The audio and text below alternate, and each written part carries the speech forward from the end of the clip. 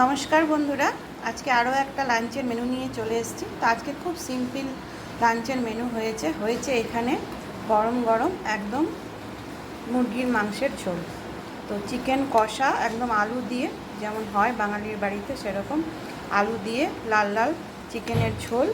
আর সাথে এখানে মা একটা ডিম সেদ্ধ করে নিয়েছে। আর এখানে হয়েছে আলু সেদ্ধ, মা বানিয়েছে।